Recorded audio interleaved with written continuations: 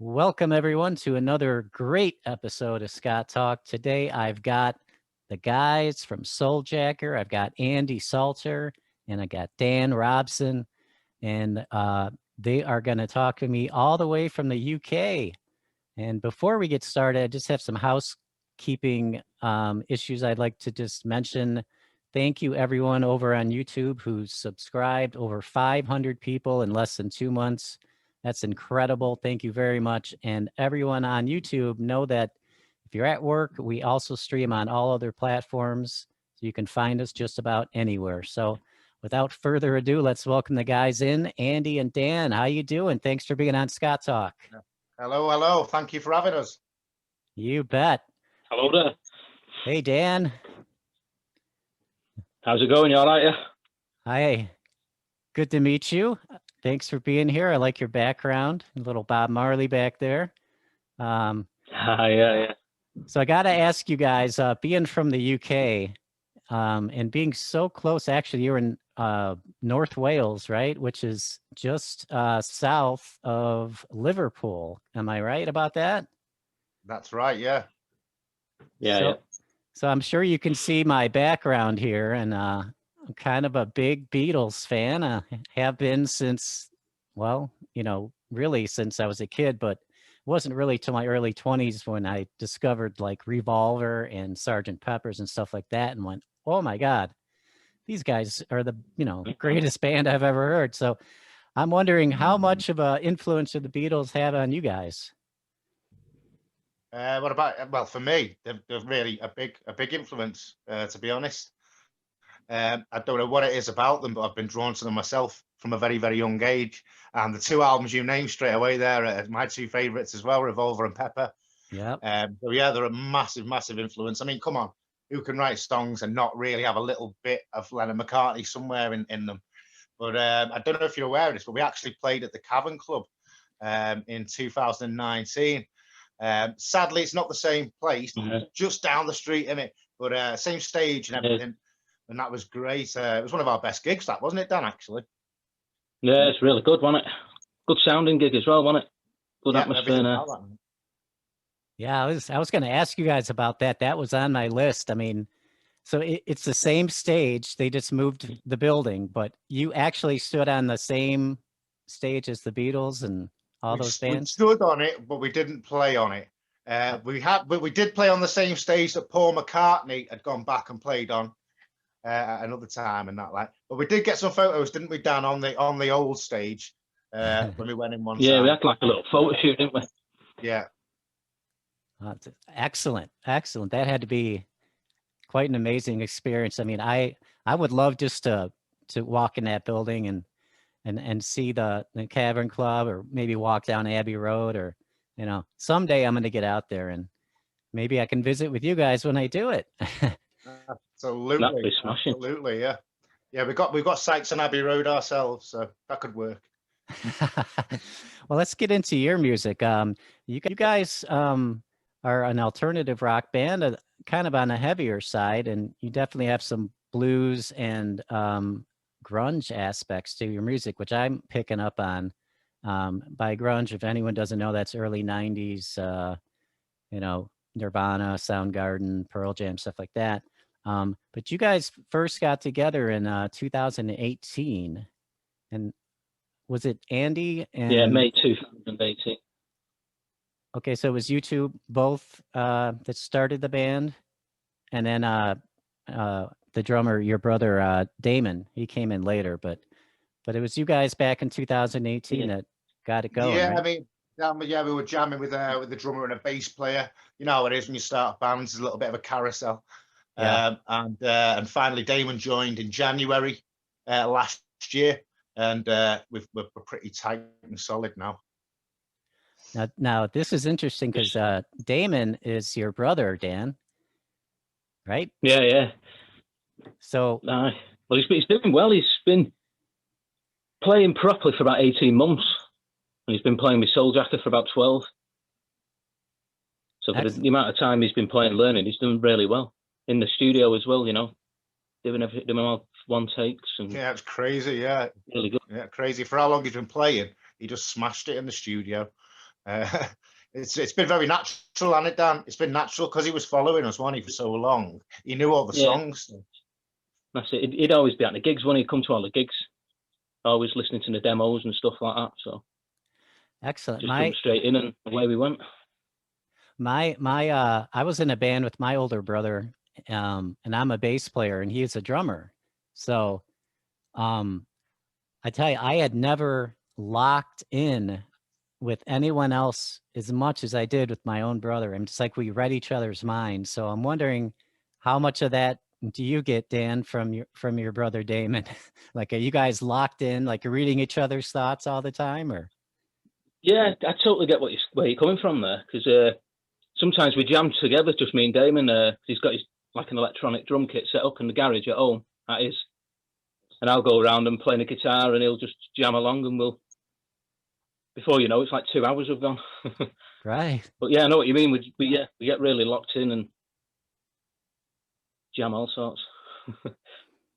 So in May of 2018, you guys got started, and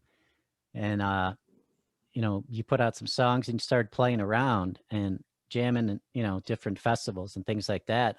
Tell me some of the places you guys played and how the music scene is out there. And I know it's great, pre-pandemic, of course. I'm speaking of.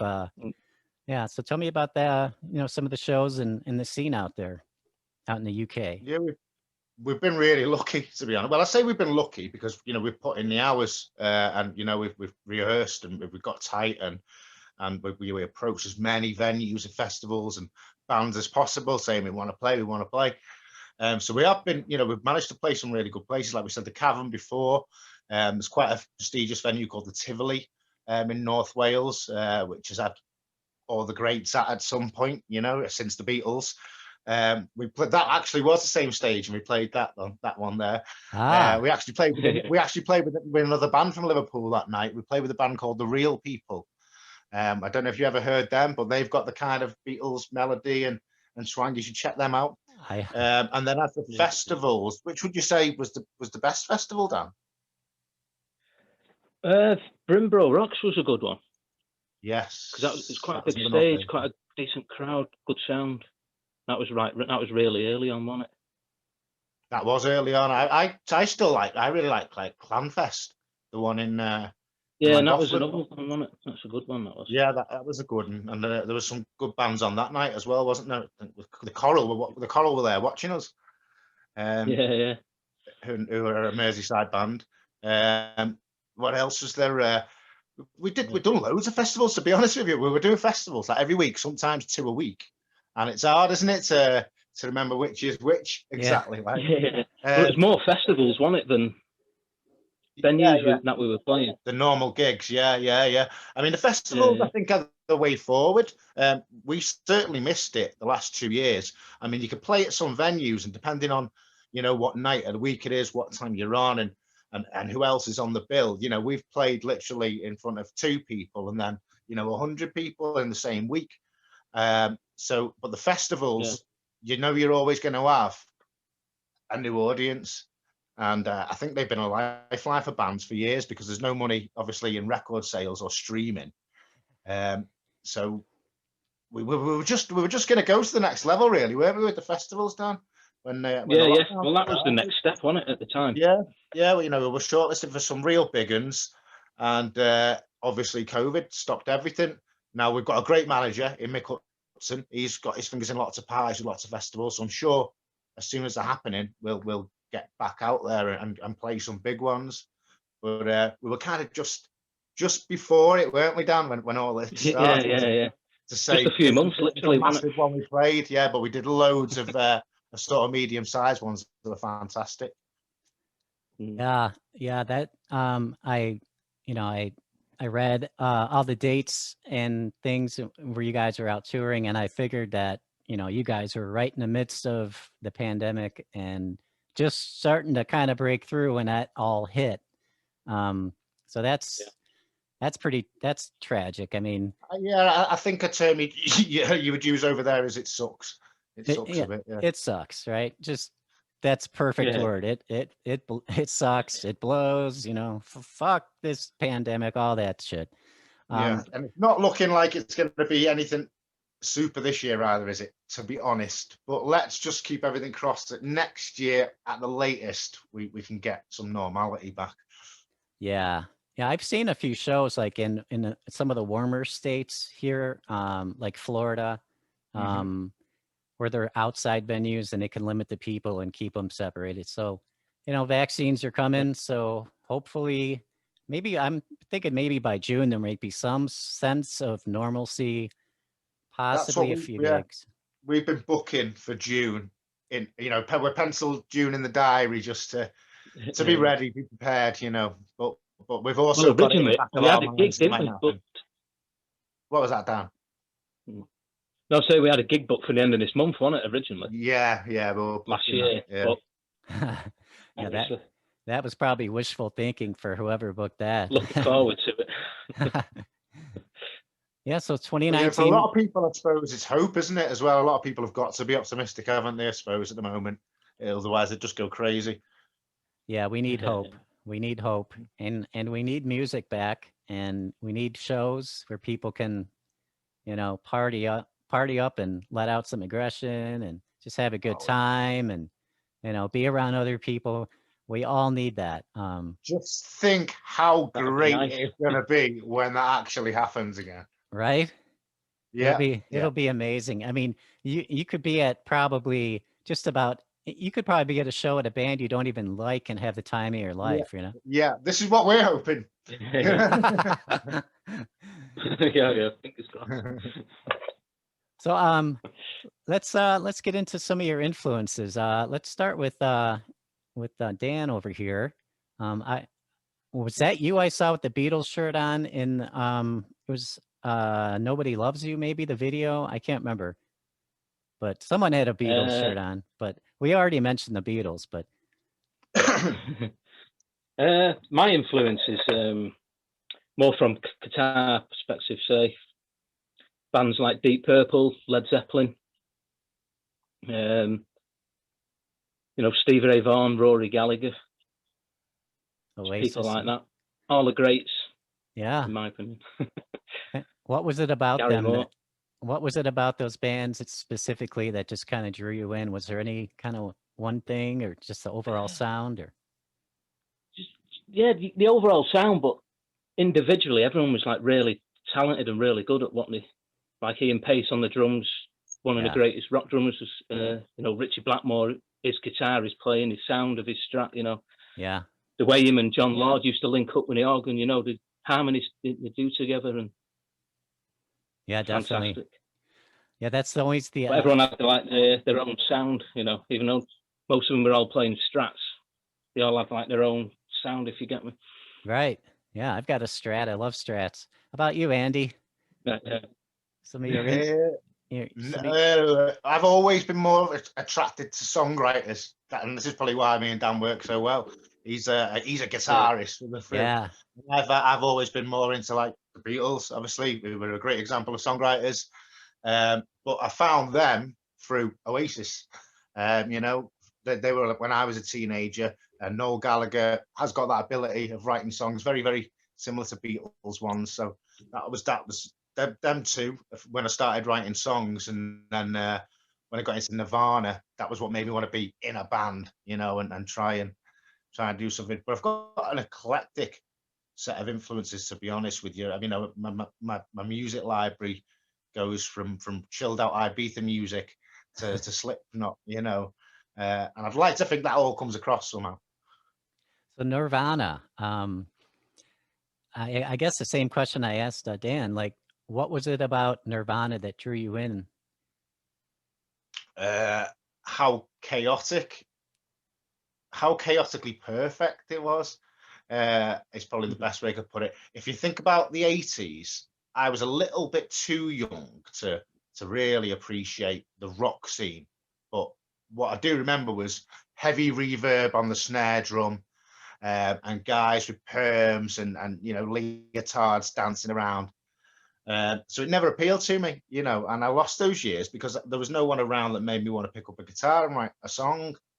But I think there was something about Nirvana and the grunge scene in general, Yeah. that you know, made it a little bit more realistic for me, a little bit more relatable for me to think, oh, I can do it like that. It doesn't have to be all polished and spandex and Yeah. you know, well produced and all that, and superstar multi-million-dollar videos. Nirvana are very, very pure and very, very real, I thought, and it comes through, and that just grabbed me, and it's been a massive part of my life ever since. Yeah, absolutely. I feel the exact same way. And also the you know, the subject matter of some of their songs, you know, it dealt with a lot deeper issues than, you know, let's party, let's, you know, sing about Yeah, women and drugs or whatever. You know, drugs were a big part, you know, of the Seattle influence in lyrics and things like that as well, you know, with Lane Staley singing about his, you know, heroin addictions, and he had songs about that. And, you know, it but was a yeah, real bad heroin city, wasn't it, Seattle? From what I can gather. yeah, poor guy. I mean, what a talent, you know, Lane Staley, I think, you know, and Kurt as well, and Chris Cornell, you Chris know, Cornell. the list does go on, really. You know, it's Yeah. Yeah, all those guys were super talented. And what drew me in was, uh, you know, you didn't have to be perfect. You know, you could play bad notes on stage. It didn't matter. It was about the songs. It was about, you know, just being real and, you know, all that it good was stuff. so So, much more. It was so much Yeah. more creative, I think, than any sort of pop manufactured product could be. It yeah, was just because a lot of these guys were doing what they wanted, weren't they? What they felt, and it really comes through. I mean, we get told. Don't get me wrong. I'm not comparing us to Soundgarden or Nirvana or anywhere near it. But you know, people have said to us, "Oh, you can tell that you feel what you're playing," and if that comes across, I think that's the secret, isn't it? In a way, you know, yeah. it's that's what grabs you. Yeah. So in November 2020, you guys went in the studio. Yes, yeah, What was that Amp Studio? And yeah. and that was with Nino Erico. Did I say that name right? Nino Arico, I think he pronounces Arico. it. Rico. Yeah, Okay. yeah, I think so. I think I so. But butcher it's great. everyone's name. It's quite funny actually though, because the guys in America that do our promotion over there, they said, can we I'm not going to do an American accent. I said, can we change it to Nino Enrico because it sounds cooler? I was like, no, no, his name's Enrico. That's it. Like, You guys recorded your new album, which we should get into. Where did you record that, and how did you record it? Are you guys more old school where you want to do analog in the studio, or are you fine with all the, you know, the digital platforms and recording and with, you know, unlimited tracks and all that kind of stuff? I'll let Dan answer this one. He's the guitar man. Okay. Yeah, this one was digital. We went through, but I think on the next time I want to try. Well, I've got a cab here that I've not used and a Marshall for quite a while, so I'm going to give that a whirl, mic that up, and try that for the second album. Okay. So The We recording. originally wanted to mic up the amps, didn't we? We originally wanted to mic up the amps, but Nino suggested that we put it through what was it called, Dan? I think it's Sans amp, is it? Like a, I think a no, that was the bass.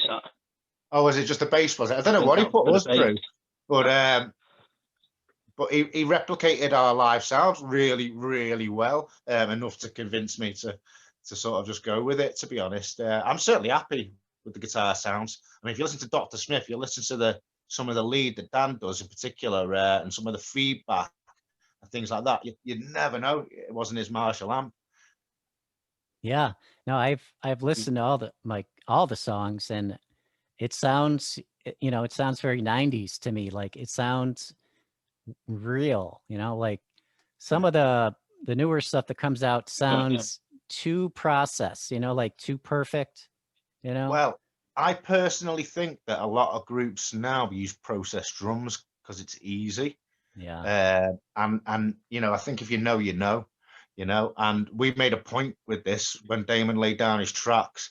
we did as little editing on them as possible, because if you can get that backbone kind of how you want it, which was raw, you know, it worked perfect for us. You know what I mean? So he laid down his drums to the guide track.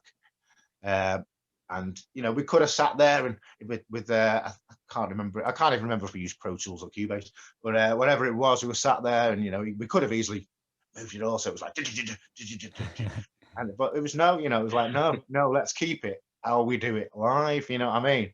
And it has. We've done. I think we have done quite a good job of replicating the live sound, which is nice. Because, like you say, I notice it too. There's a lot of synthetic sounding music around. Yeah, anything real sounding, you know, like if you can find a way to capture, keep it real, innit? like the live sound and get it like on a record.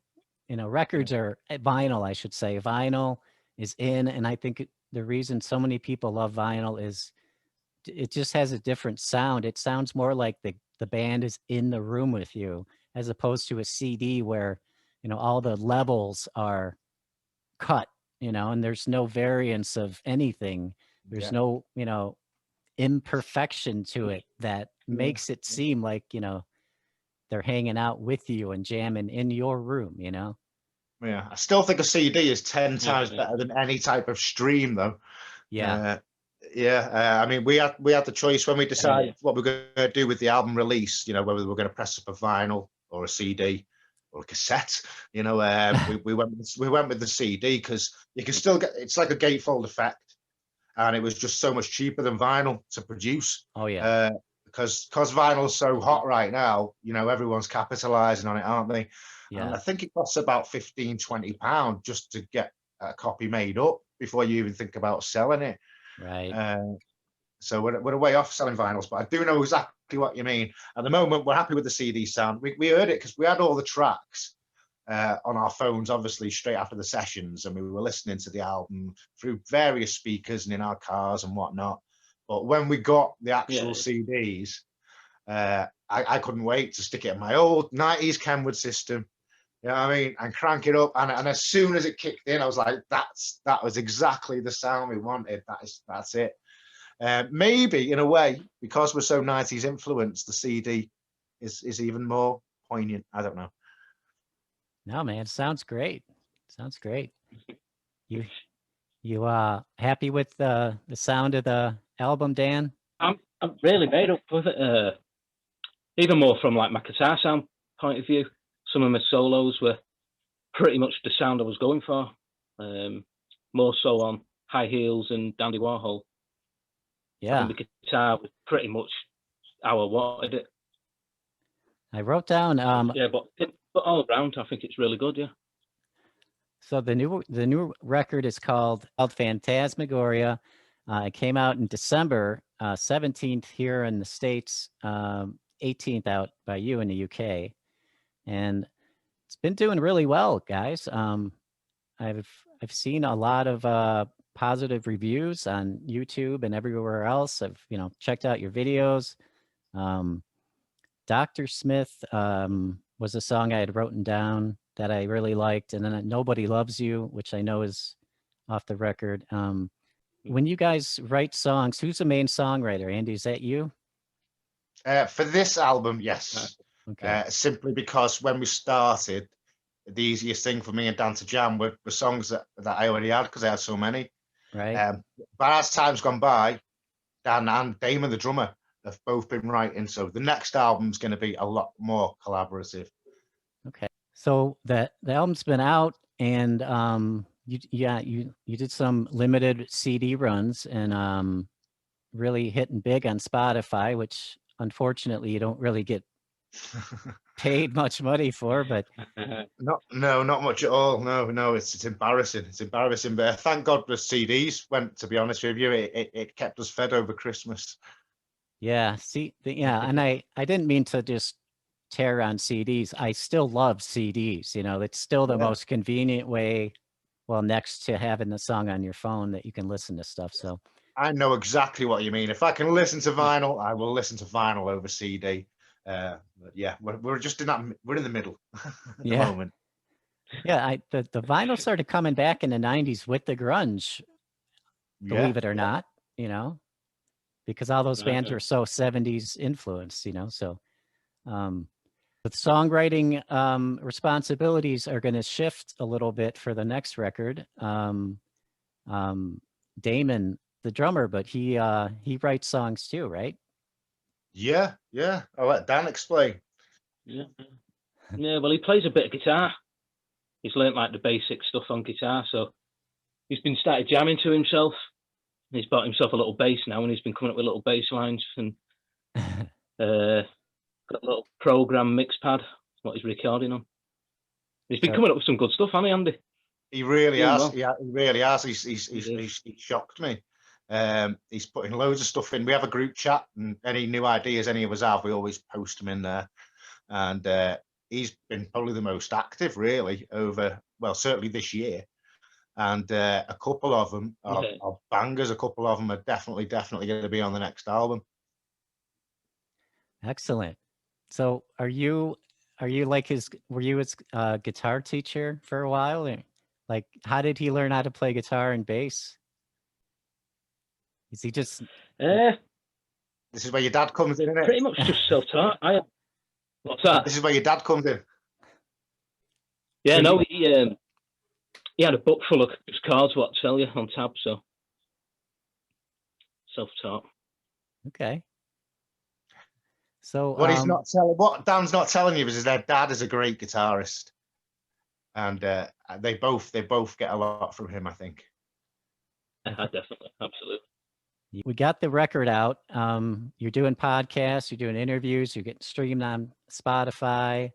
I imagine you're probably also writing during this downtime. Writing new songs. We've been putting together guide tracks for the next album. It's all we can do. We can't gig, so just record. Just try to keep your names out there, keep, you know, social media active and all that good stuff. It's really all we can all do at this point, you know. I try to help out as many bands as I can, get them on the show. You know, not that I'm Eddie Trunk or anything like that, or, you know, I'm not some huge celebrity, but, you know, I doing my best here to help everyone out, and especially when I like the bands. It's good. Definitely. So all we can do in these times is just try and help each other out. Everybody has been affected in one way or another. Literally everybody. So we should all understand, and we just all need to know that it won't be forever. I believe in New Zealand they've got like a full program of festivals this summer. You know, so yeah, they're going to be hosting some of the biggest gigs in the world, quite simply because they're the only country doing it. But it's actually been great for some of the bands over there. A particular documentary I was watching the other night, there was a band who were in quite a similar position to us, really, playing the toilet circuit, had just been making a little bit of a name on the live scene and festivals. And then the lockdown happened, but now that they're out, they utilize the lockdown, using social media, doing live performances, and now they're playing arenas in New Zealand. Like, you know, everyone's so hungry for it, you know? Yeah. So let's just hope a bit of that rubs off over here as well. In 2020, you guys received an award by Banger Independent Music for your song Nocebo. Yeah, Dan. Yeah, tell us about that. John LeBang. John LeBang from the Banger Awards. We were in for what was the nomination again, Andy? The Rock Your Face Off Award, I believe. Yeah, and it was a public vote, so it was cool that we won it. And it was a surprise, really. Like I say, it was our first release, so we didn't expect anything at all. So to get like an email just saying it'd been nominated for any kind of independent award, they claim to be the largest independent music awards in the USA. Don't know if you've heard of them or not. But we got that, which was always nice. But we haven't won a lot of the votes come from Canada, didn't they? If I remember rightly. I'm not sure, mate. I can't remember. Yeah, I can't remember. I just know we won it. Yeah, that's really cool, especially when it's a public vote. You know, I mean, that, you know, it's hard to do. Well, yeah, we've done well with a Yeah. couple of things like that, to be honest with you. Yeah, we were in a poll to headline Camden Rocks Festival, I think, in 2019. Obviously, that didn't happen anyway, but I think we Right. got voted into like the top 3 for that. And there was another one recently, I think it was 2000 Trees Festival, and we got voted into the top 3 for that as well. So we've definitely got an online presence. Let's just hope that when we can all get together after this, we can all get together. Yeah, that'd be Yeah. nice. Yeah, it gets, it's so odd because every band I talk to, it always kind of turns into the same conversation. We all, they just we all want to play. I want to see you guys play. Everyone wants to play and be on the road and be on stage. And, it always seems to come back to this like, maybe in a few months, So, I'm definitely hearing you with that, all that. We just want to play stuff. Back to your songs a little bit. Andy, what are some of the subject matters you write about in, let's just say, for the new record, Phantasmagoria? Like, are you, do you have some heavier subject matter in the songs, or are they kind of, on the lighter side, lyrically? Generally, they're the last thing I do with the lyrics. Right. I normally come up with the chord sequence or a riff, come up with a melody, and I'll be like, and then once you go through it 10 times, you just the first things that come out just get wrote down, and to be honest, 9 out of 10 times they never get changed. So it's just the ramblings of a madman, quite literally. It's the first things that come in my head, and there's been numerous occasions where I've wrote a song and I've heard it years later and gone, oh yeah, that's about such and such. I think the listener has more idea than me, to be honest with you. As long as it sounds good to me, then that does the job. I don't really think about the words. I should probably start thinking about them more. No, they're great, man. I'm a musician as well, and everything I've ever wrote that was good was when I wasn't paying attention, or just put down the first thing that came to mind or whatever. Like, I think sometimes when you just sit there and if you were to work on lyrics for like 2 weeks on one song, that would be overkill, right? I mean, Absolutely, you can't overthink them Yeah. because you'll never get it finished, I don't think. right. And I've learned that the hard way, to be honest. I'm sure you have. I've learned that the hard way. If you're a perfectionist, you're just a glutton for punishment, aren't you? You've got to go with the flow a bit more. Just keep going on the back burner, don't. I think it was John Lennon that said to George Harrison, he said, he was getting him songwriting advice. He said, if you start a song, finish it. That was like the main advice. Just no matter what, just finish it that day or that hour, that minute, or whatever it is, and get it done. I'm sure he contradicted himself in Mm. later years. I'm sure he did. But there is definitely a logic to that. Definitely, it is good to just smash one out if you can. But there is, I'll be honest with you, a lot of the riffs on this album, Phantasmagoria, some are like 10, 15 years old. That just never got finished. And then for some reason, when me and Dan started jamming, that's their place now. And some of them have been turned out to be really good songs. So yeah, I don't agree with them having to be knocking out a hit before breakfast, but some come like that. Others are really slow burners. It's knowing when to stop and go back, isn't it? All right, so everyone, Souljacker, Phantasmagoria, great record. Check out their websites. I'm going to leave the links in the descriptions for these guys, so check them out. They're a great band. Andy, Dan, thank you very much for coming on the show. I really appreciate it. And take care out there in the UK. Thank you. Thank you. All right, thanks, guys. Take care, Scott. All right.